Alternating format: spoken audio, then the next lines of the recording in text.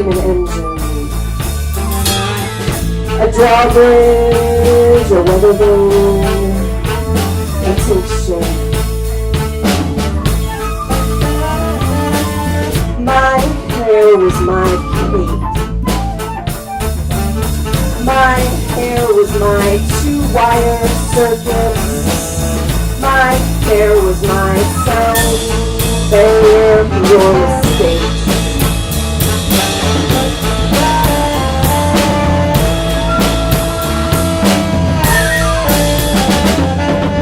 You will see me take up space.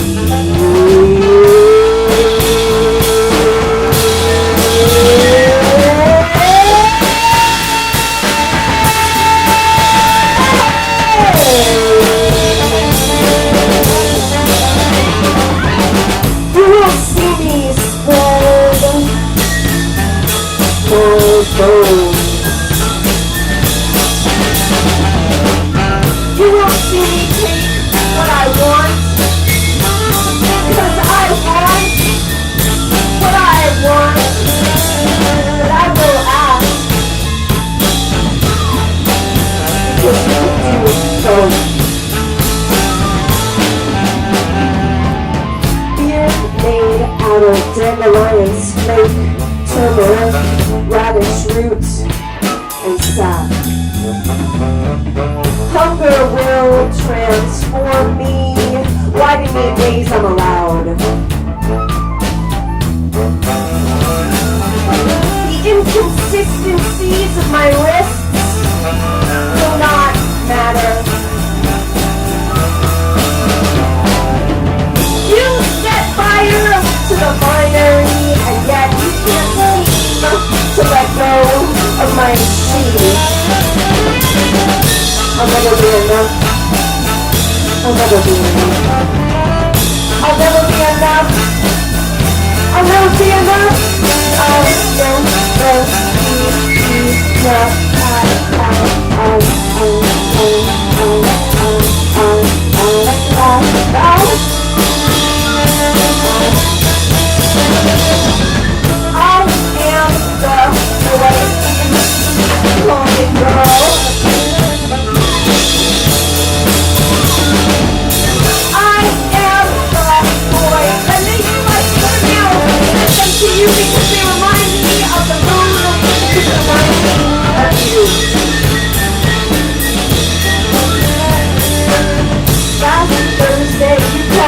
otherwise, you called me inconsistent, you called me confusing.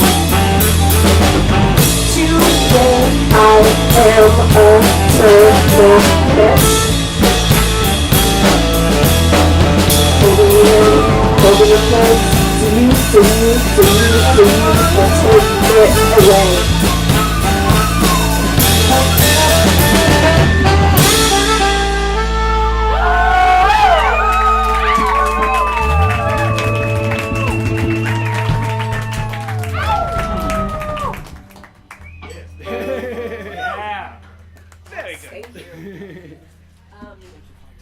This is the left song.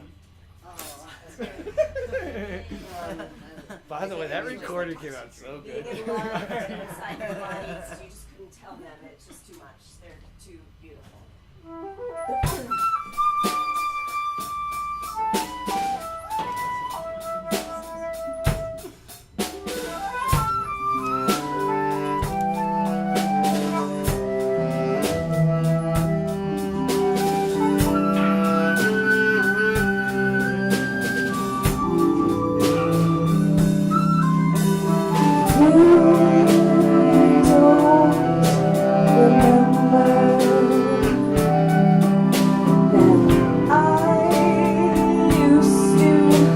Imagine your lips, skin, knees, red, sucking on ancestral lines and teasing tobacco with your teeth. You surfed all the waves of feminism. Your body fell asleep each night, humming the King Hill and Scum Manifesto.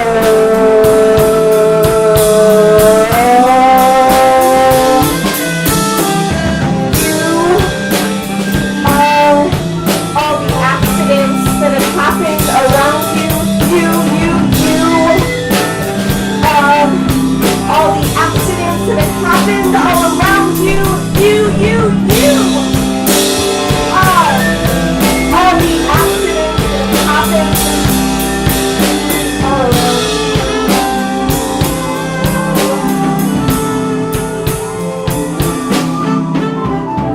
You keep talking about that time you had a threesome with the moon, but you won't mention which planet held you down, tied you up, kept you in bruises. You are convinced Phyllis Schlafly was an ailment without a treatment. I always loved the way you saw people as undiagnosed side effects. Did you know I filled 14 journals with your name in it? And once I left the window open and the rain caused my words to fly. It all made sense somehow. You don't remember.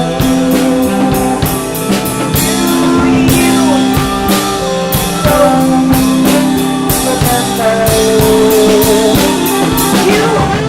You don't remember that I asked you for your phone number once and you pulled out a tiny note held beneath your tongue and thrust it into my palm.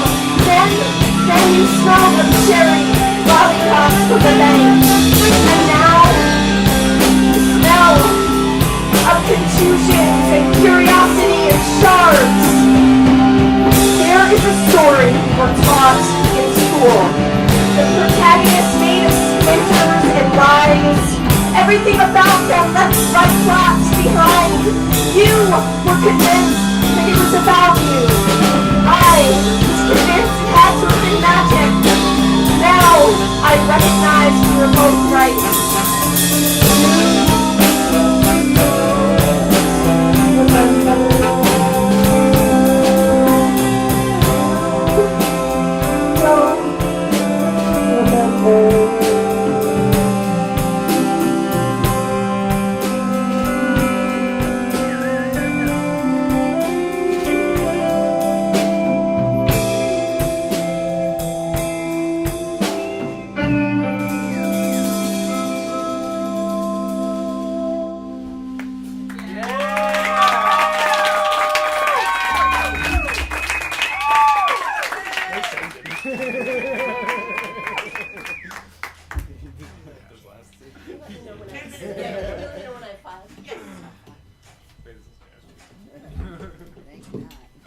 Okay, you know, like when you wake up, you have a rash all over your body.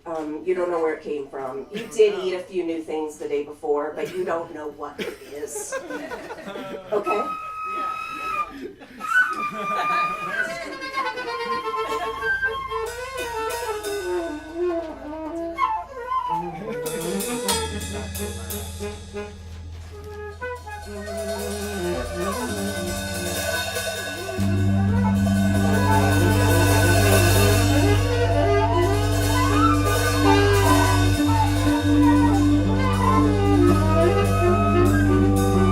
When you feel unsafe, build a metaphor out of your body and watch it, and watch it, and watch it, and watch it, and watch it, and watch it, and watch it, and watch it, and watch it become something else.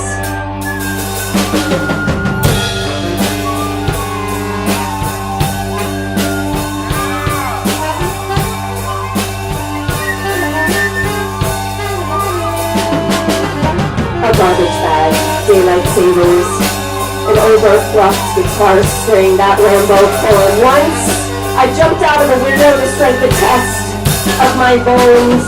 How does the story go? In a room of wall-to-wall carpeting the color of mushroom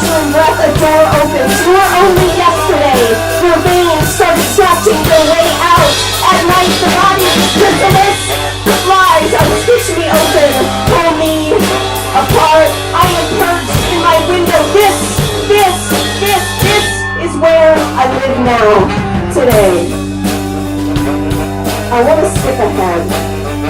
I am out of library books, a panic, of death, rainbows. I close my eyes, I think of eating one hiding below it. Seasonally depressed, a life that never fully started. Do you ever feel that too? Do you ever feel that too?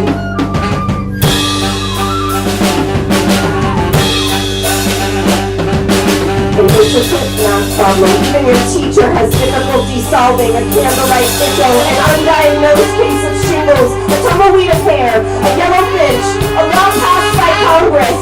Have you ever? He is across from you. His hand finds parts of weather patterns into the bed sheets made too warm by the summer heat. My scar thinks it's just a riddle, and I ask it permission to remain. There is no need for deodorant. I'm memorizing the many smells of tonic on my body. Sweet, sweet, and sweet, and sweet. My belly will never be flat. Why can't that be okay?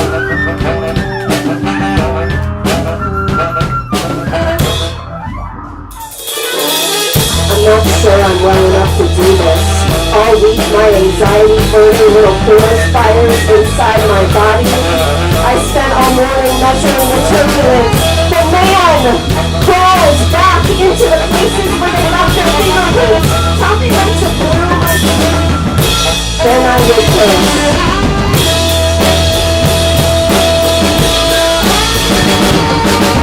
There is a dream of my scar rolling teeth, like a collapsed staircase. I wanted to look like a woman because I thought there were only two options of how to be.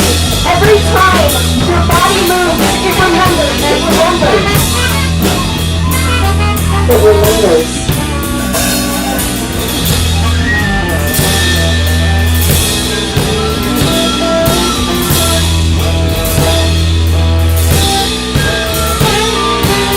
I am perched in my window.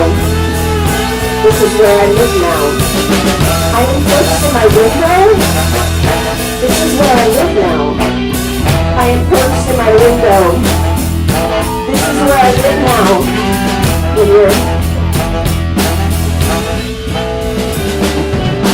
Once I buried a limb found on a beach and watched it grow into a tree somewhere in New Jersey.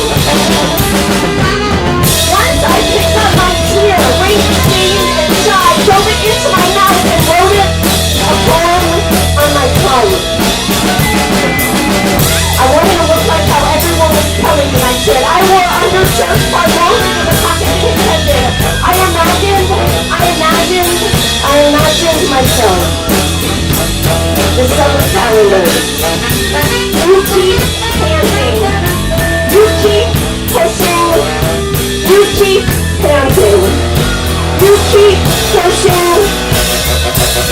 When you feel unsafe. When you feel unsafe. When you feel unsafe.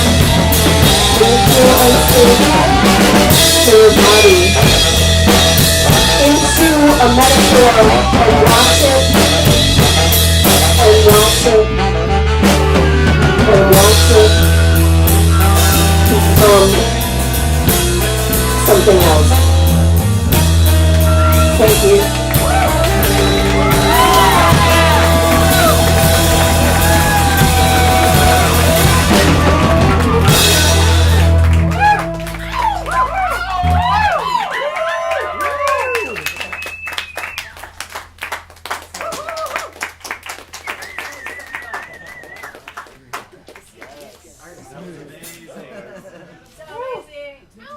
Hell yeah.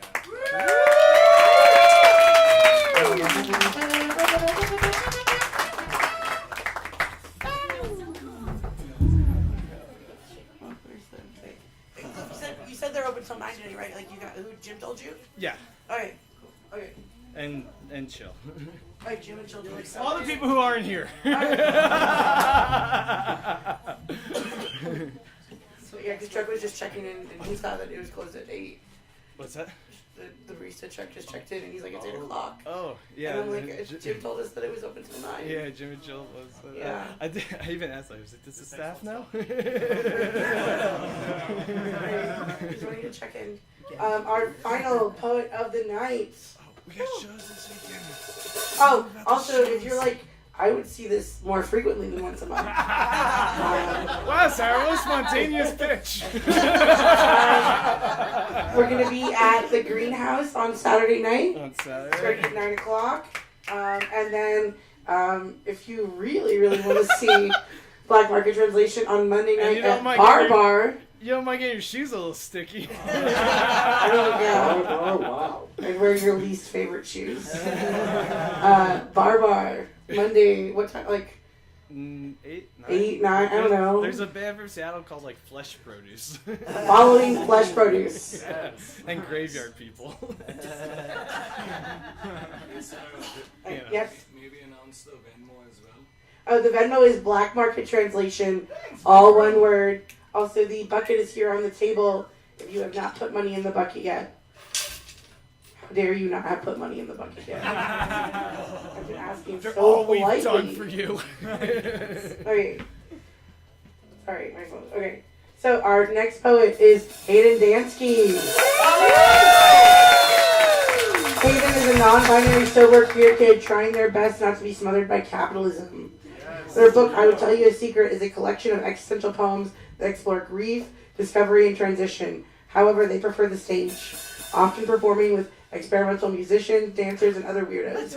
They are also the executive director of Boulder Food Rescue, a community-led food access nonprofit working to create a more just and less wasteful food system. Big fan. Through Big community fan. healing, leadership development, and collective action.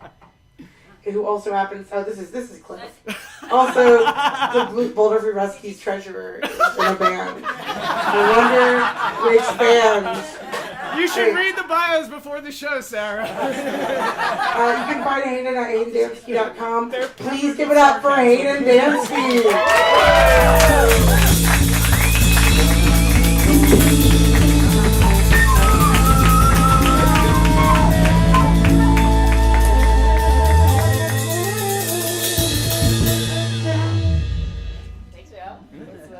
That's my accountant. People trust us with their money. We're professionals. We're professionals. Sweet. Hi. Fuck yeah. I'm so hyped up. Thanks, y'all, for performing. I'm gonna do all new shit for y'all tonight. New shit. All of it. All new shit. All new shit, which is a bad idea. It's a great idea. But it's coming out. Oh, sorry. Into it. Okay, cool. So this first piece is my latest Dead Mother poem. I actually read this at Amy's open mic, so I've done it once. Okay. Amy's hosting shit tons of cool things up in Boulder, so come up there and see it.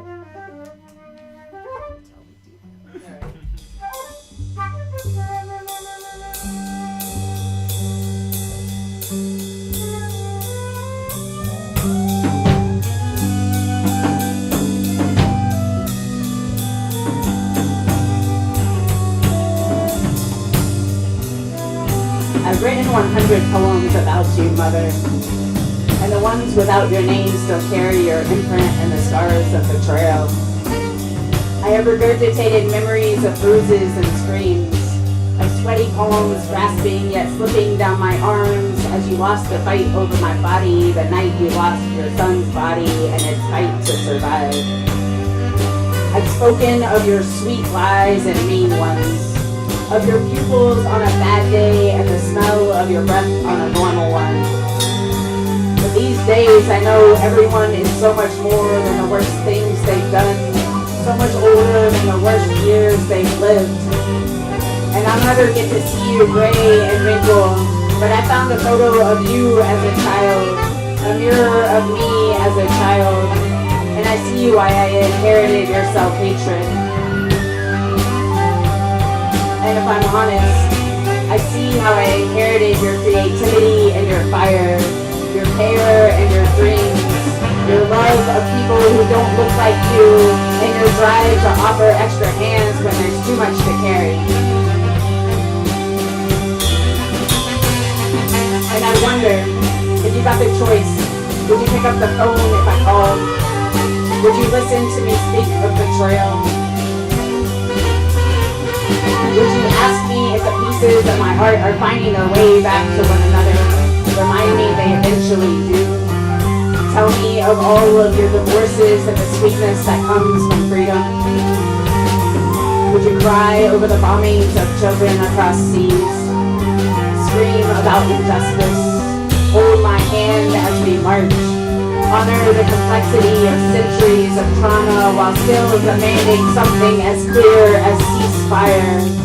Would it remind you of all the work you've done to drop your weapons, to cease fire in the home, to take the violence that was your birthright and plant it with the lamb's ear and the snapdragons, bury it with hope, watch it sprout into new beginnings?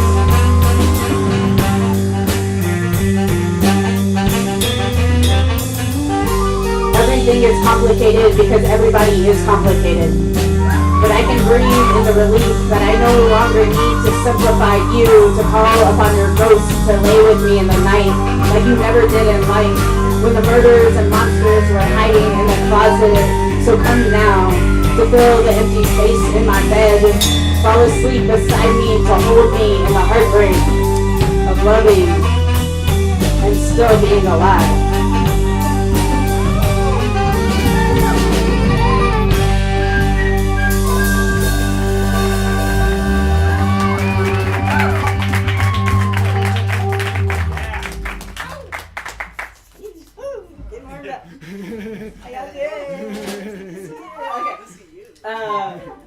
Sweet. I've been like angsty and sad lately, so that's what you're gonna get. We're gonna switch it up, and I'm gonna read some poems about Palestine. There's two, I smashed them together, so there's a part 1 and part 2. I wrote these, there's context, so I'm like an anti-Zionist Jew, and I wrote these in October, so that's important because the numbers about the number of people who have died in Gaza are different now. It's like 31,200 people today. So it mentions like 8,000, right? And I was like really writing this in the context of watching Jewish community fall apart and like finding Jewish people who are also organizing for free Palestine and in solidarity with Palestinians. So that's the context. Also, as of today, in just the last 4 months, there was a report that came out that in just the last 4 months, more children have died in Gaza than in the last 4 years in every war across the entire world combined, right? So this is still really present, even though the numbers are off. So yeah, war and genocide.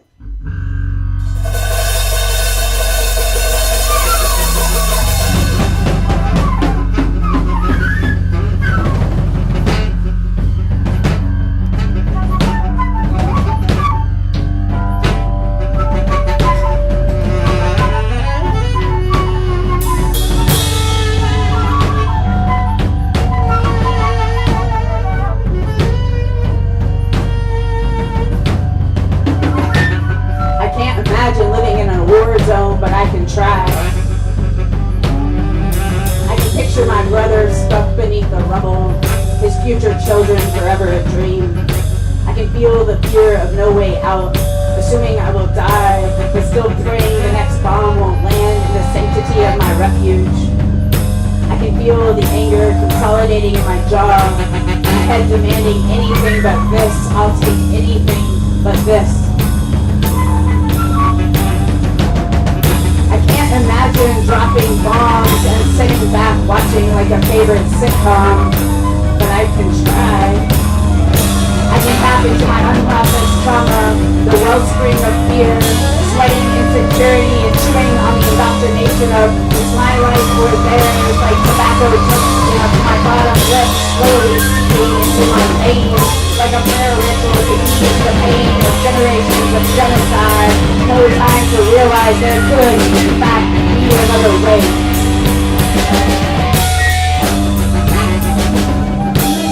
Peace is a process of relationship to self, just as much as it is to relationship to others. And maybe it's naive to dream, but it's a gift from safety, and I'll use it. My safety stems from privilege and years of processing trauma.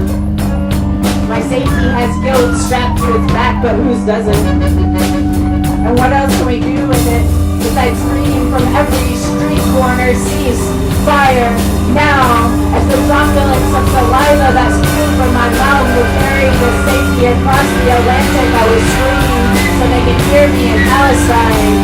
You are not alone.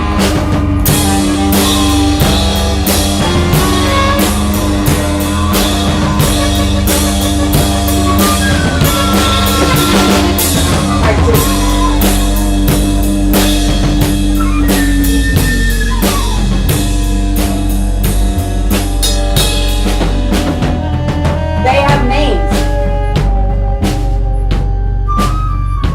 They have names.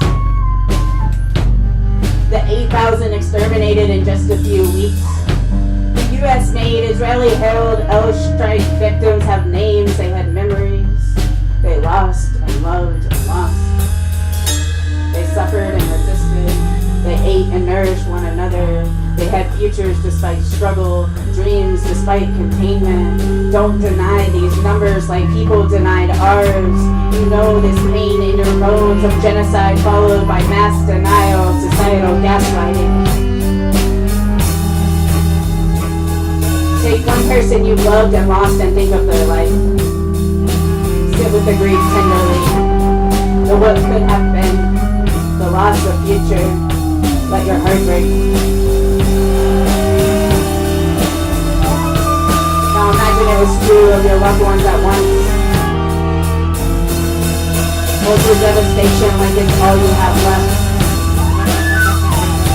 Now three. Now multiply that by 10. Now multiply that by 10. Now multiply that by 10. And that's how many children have no future. Now double it. Sprinkle another 1,000 and 2,000 people on top like thousands of bodies amount to a massive fault. They say what happened in 9/11, so Gaza is 100. And somewhere along the way we've already lost ourselves because it's impossible to comprehend the names on the document hundreds of pages long. Entire family trees torn down along with the olive trees they already demolished. As the massacres of 1,500 in Israel at the beginning of this most recent tragedy, because your heart is actually big enough to hold all this suffering. As the peace activists on the border, as the chicken cuts of the ones while living off the land, as the pain of past genocide is not so breathing fire is misguided, don't let it. There is no aftermath yet, but already there are hate crimes around the world. A new generation of radicalized youth who know nothing other than bombs dropping, broken families, retaliation, the never-ending power struggle. Zionism does not keep Jews safe. Zionism does not keep Jews safe. And we will all be full of genocide in our bones. So there's nothing more antithetical to Judaism than to commit it against others, to make somebody else a refugee.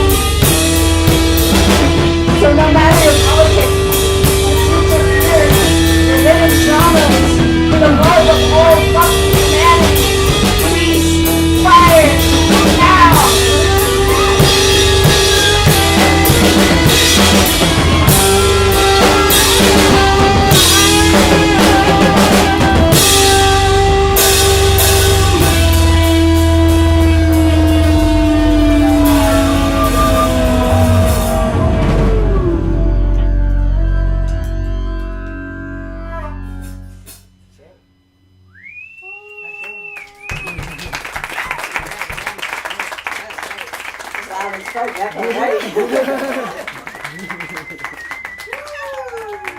Okay. I will switch it up a little bit. We're gonna go from war to sexy. What did you say? Did you say there's no other way? I gotta say, ain't that the way? No, I don't know if this is sexy. I was walking down the street and this line came to me and it was like kind of funny but kind of sexy but mostly funny, and then I wrote around it, and so I'm not actually sure if this is sexy, funny. Oh, and then writing, so then trauma gets in there. So yeah, I don't know. You can tell me. It's either sexy, funny, or really fucking sad. So you can tell me after. I can never tell those apart. I don't know either. Talk feelings to me, baby. It's real. It's real. Yeah. Sad boy in the corner. Cry baby. Alright, but y'all can do sexy. You can do whatever you want. To be honest, we actually can't do sex. You can do sexy. We have a very creepy definition. You're creepy sexy.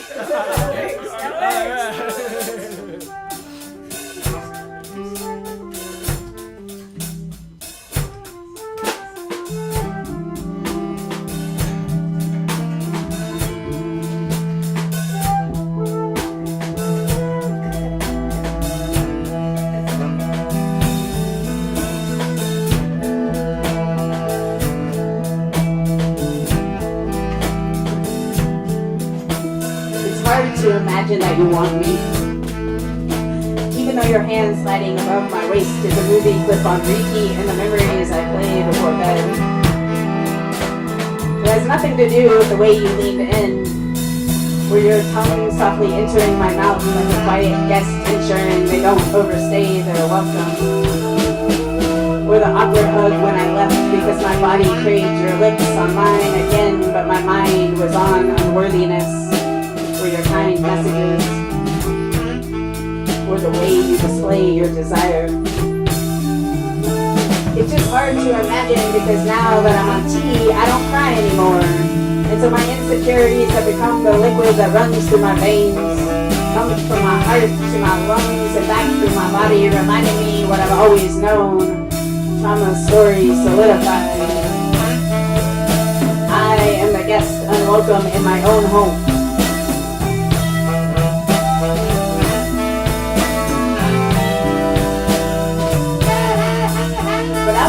The trans version of Eve wanting that apple. Morality is hopes, desire as divine. Tell me you need a taste of me regardless of whether or not God is watching. Remind me there's nothing more human than to crave, nothing more satisfying than to pull my body close to you. Breathe hot steam from your belly. Take me like the antidote to surviving in the daily grind. Only pause to wipe the sweat from my bottom lip because it's cute. Not because you need to clean up. Because I want you nasty like a morning cigarette. The smell of you on my body for days regardless of the freshener or the deodorant or the incessant toothbrushing. Always in the background like a quiet whisper recalling memories tainted with sin and cultural guilt but no regret. Because I want you nasty like a rookie on a sidewalk staring me down. Like slimy lettuce stuck to my fingers, like unwashed bed sheets, your sweat seeping into my pores all night. It's just hard to imagine because it's been so long since a lover has shown me desire that's deeper than their nervous system.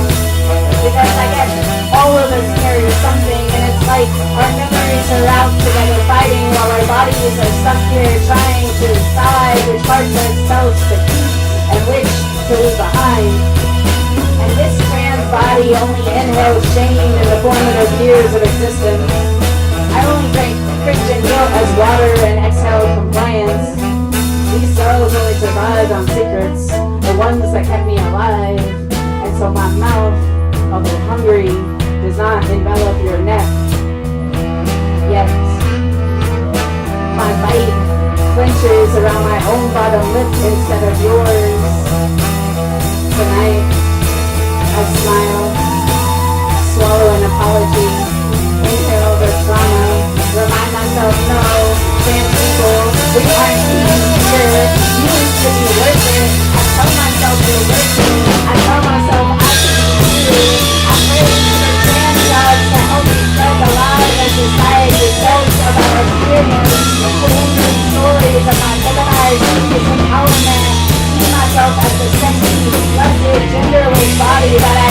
moment today. Here's the courage to ask if I can kiss you again.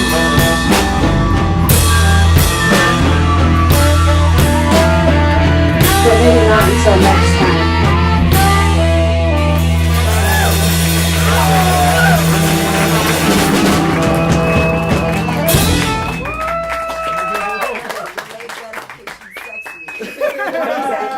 Delayed gratification sexy. Yeah.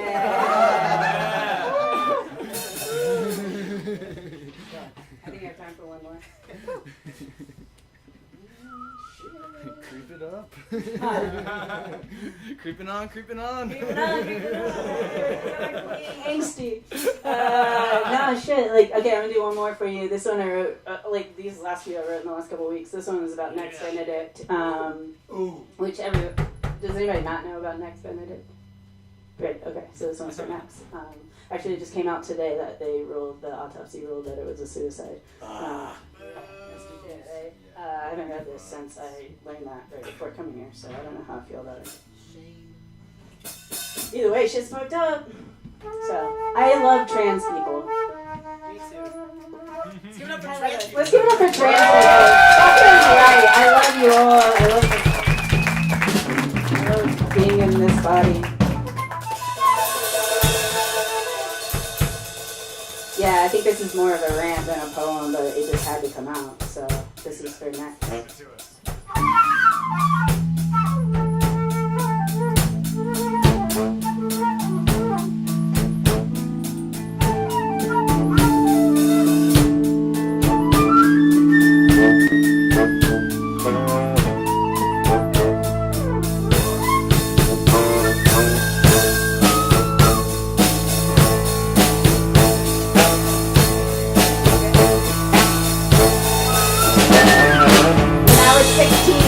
The words trans were non-binary.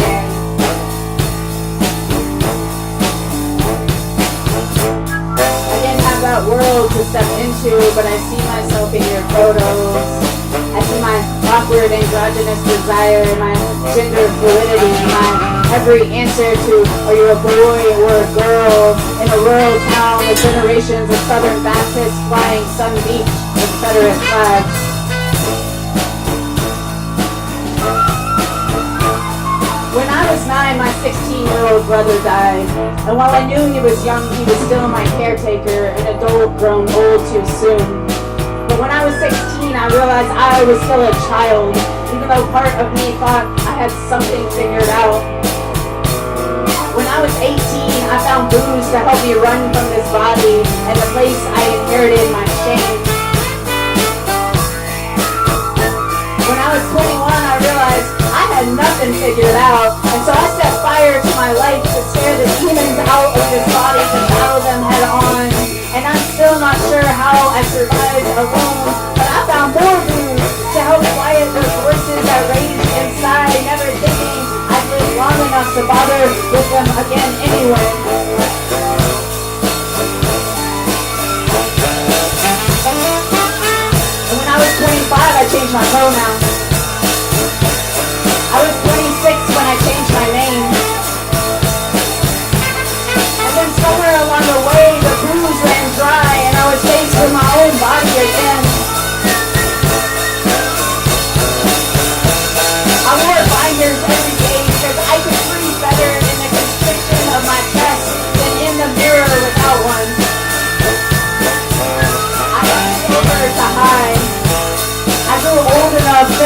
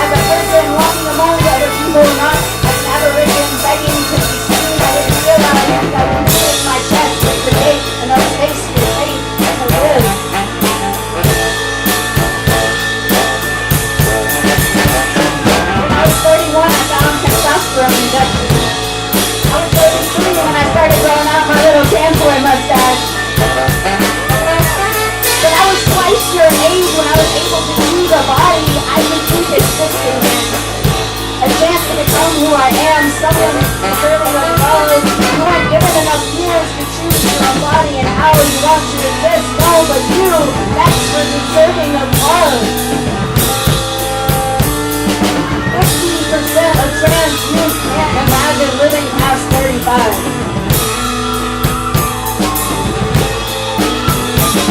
And I did that because I was one of them.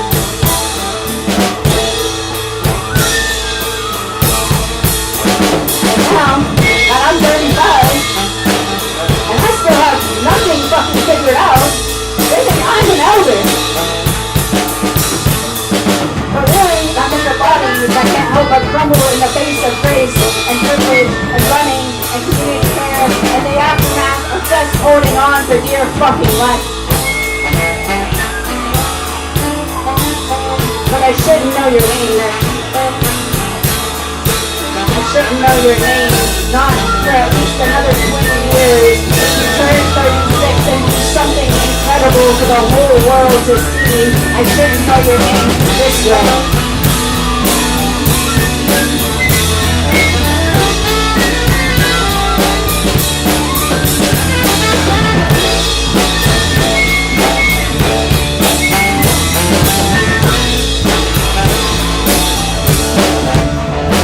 Politicians, keep it going. These politicians, they can't see they aren't protecting children. Only their fragile egos and power. These Turks, they can't see that we aren't erasing them. That their hatred fuels our erasure. If your name comes up, are they sad for your loss? Or you're just another brainwashed child falling into the trap of the gender industrial complex today because your friends were there. The ones that tucked you in that night. The ones that would have fought for your freedom against every bully across the nation. Can they imagine their own babies being bullied? Because bullies don't exist in high school. Most are on the mics on the news, teaching the bathroom bullies how to march for them. Creating an army to take us out when all we want to do is live. Most kids just want to grow up to be a vet, or an astronaut, or a firefighter. Most kids don't choose to be a martyr until they grow up to understand this world is not meant for them. And then yes, some people do choose to be a martyr as a refusal to adjust to a maladjusted world. But for most trans folks, our refusal to adjust exists in our willingness to be who we are. Our bodies are resistance. Our love is survival. Our identities are our anchors, always in transition. The most fluid identity there is, and that's why it's so obviously true. So mostly all I really want to do is create the conditions in our bodies to learn how to breathe and grow up just to be alive.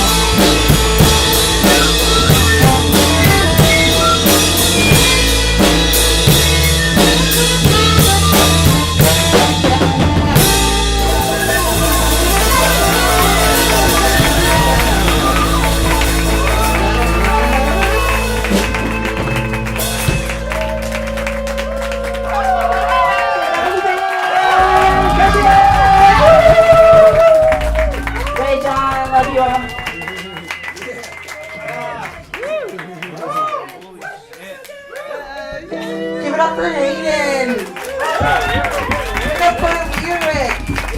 Amy and Audie. Give it up for Black Market Translation and the News Information Cafe. Give it up for yourself to a wonderful audience. Thank you so much for joining us. Alright, I still need a favor. Number one, if you were sitting in one of the foldable chairs, will you please kind of lean them against that black bookshelf? That'd be very, very helpful.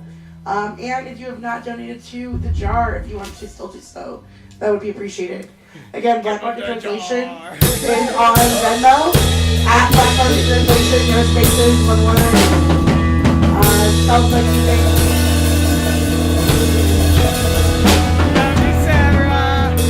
I'm glad you're having so much fun. I love it.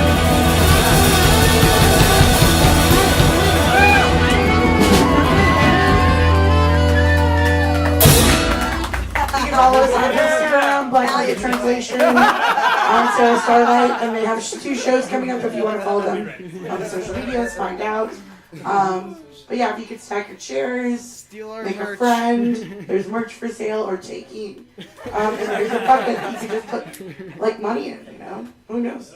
Again, we are here every second Wednesday. Come and see us next month, or hopefully it'll be warmer, but we don't know. Thank you.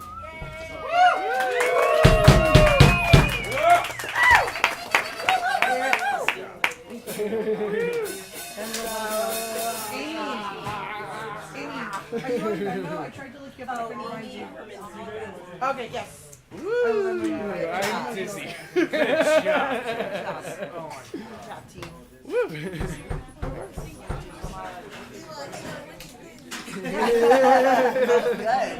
Have we pleased you, dear leader? It